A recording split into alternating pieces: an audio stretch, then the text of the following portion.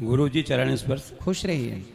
मेरा एक निवेदन है, मैं पेशे से वकील हूँ। हाँ। और मेरे पास जो भी केस आते हैं वो गलत करके आते हैं, ठीक है। किंतु मेरा कर्तव्य है कि उनको बचाना है। अच्छा। तो मुझे कोर्ट में बहुत झूठ बोलना पड़ता है, जब जाके उनको बचाता हूँ। तो इसका पाप किस पे आएगा? ये बताइए कि आप जब किसी का केस लड़ते हैं हाँ। तो आपको ये पता होता है कि ये आदमी गलत है या सही है? बिल्कुल बिल्कुल पता लगता है हमको, हम पहचान लेते हैं, जान लेते हैं। आप हाँ, वैसे आप तो वकील हैं, आप तो समझ जाते हैं थोड़ी सी इंक्वायरी में कि आप सही हैं या आप गलत हैं। बिल्कुल, फाइल पढ़ने में मालूम पड़ जाता है हमको हाँ। कि ये व्यक्ति गलत है कि सही है। किंतु वो हमारे पास आया है, हाँ, तो हमको तो उसको आपके पास, बचाना है। हाँ, आपके पास आया है तो गलत व्यक्ति यदि है, हाँ। तो गलत को आप यदि जिता देंगे बिल्कुल, तो वो गलत हो जाएगा।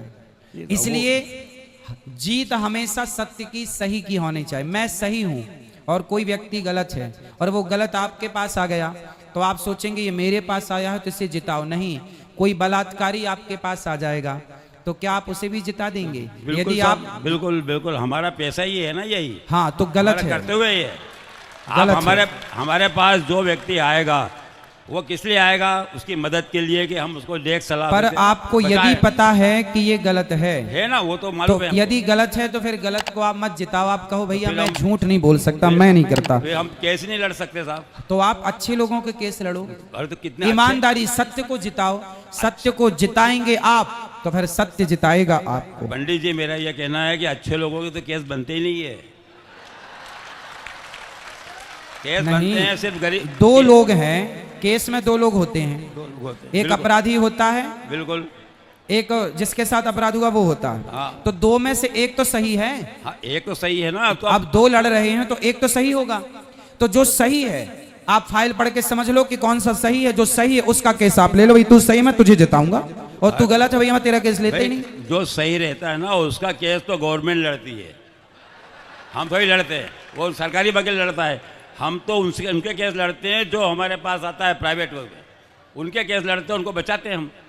हाँ। अब हमारा तो अब जैसे हमने कई एक्सीडेंट हो जाते हैं, मारते, हम जानते हैं कि इसने एक्सीडेंट किया है, हाथ करके बदमाशी करी है, फिर भी हम उसको बचा लाते हैं और बरी करवा देते हैं। तो ये तो हमने पाप तो किया है।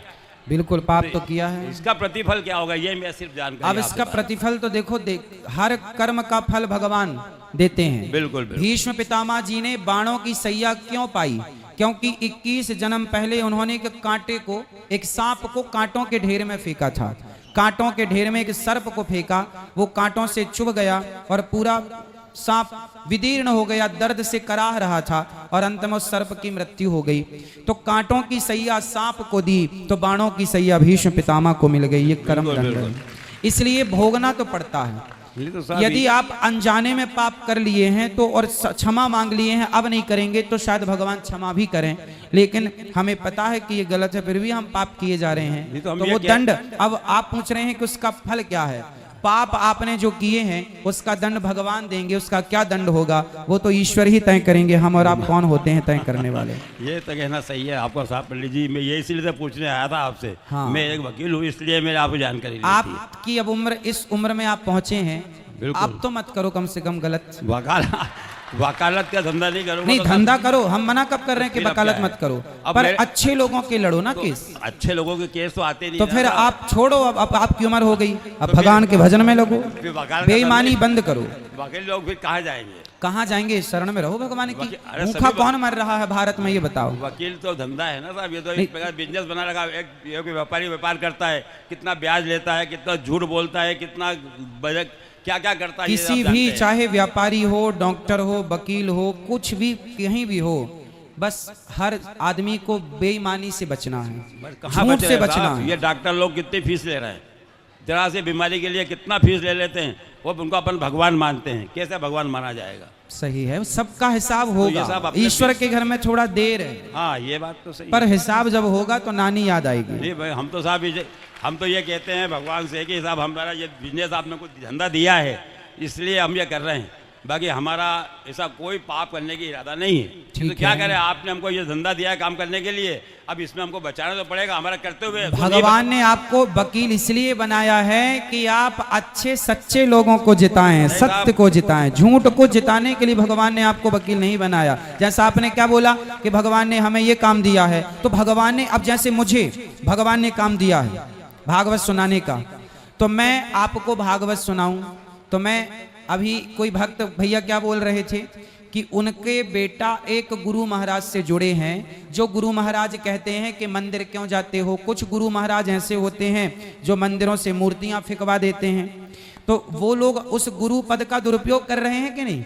खुद को भगवान बना रहे हैं, खुद को भगवान मानकर बिठाल दिया कि भाई खुद की पूजा करा रहे हैं, और वो मंदिरों से भगवान को हटवा रहे हैं। तो वो अपने उस गुरु पद का दुरुपयोग कर रहे हैं, तो अब उन्हें दंड मिलेगा। हम उस पद पर बैठे हैं, तो हम उस पद पर बैठकर क्या कर रहे हैं कि भगवान ही सब करता धरता है, हम तो दास हैं। वरना कितने गुरु अपने आप को भगवान साबित करने में लगे हुए हैं, वो खुद ही भगवान बन रहे हैं। तो वो दुरुपयोग है। जैसे आपके कार्य में दुरुपयोग होता है ना चीजों, ऐसे हमारे यहाँ भी दुरुपयोग कुछ लोग करते हैं। तो हम लोगों का यदि ईश्वर ने ये कार्य दिया है, तो इस पद की गरिमा को गलत प्रकार से यूज करने के लिए नहीं, बल्कि समाज का सही मार्गदर्शन करने के लिए हमें भगवान ने इस जगह पर बिठाया, और हम वही काम कर रहे हैं। मैं पंडित जी रोज आरती में जाता हूँ, मंदिर जाता हूँ, भगवान को मानता हूँ, और बहुत धार्मिक आदमी हूँ मैं। हाँ। किंतु मेरा धंधा ये है, तो मैं क्या करूँ। सत्य बोलिए, सत्य की राह पर बिल्कुल चलिए। साहब, अभी मैं देखो मंदिर डेली जाता हूँ, आरती में डेली जाता हूँ, सुबह भी पूजा पाठ सब अच्छा करता हूँ। हम क्या करूं, मंदिर मेरा जाते धंधा यही हैं, मंदिर जाते हैं, और मंदिर जाने के बाद आकर गलत काम करते हैं, तो मंदिर जाने का लाभ नहीं है। तो साहब धंधा ही मेरा ये, तो क्या करूँ मैं। बचा देगा। हमने कहा कि आप अपने धंधे को गुरुजी, सही राह पर लगाइए। गुरुजी बेटा भी वकील है, पोता भी वकील है, मेरे पड़ोसी हैं बाबूजी। हाँ, चलो हम तो कहेंगे कि आप अच्छे सच्चे राह पर चलें, और उसी राह पर चल के जो पैसा कमाएं वही परिवार को रोटी खिलाएं।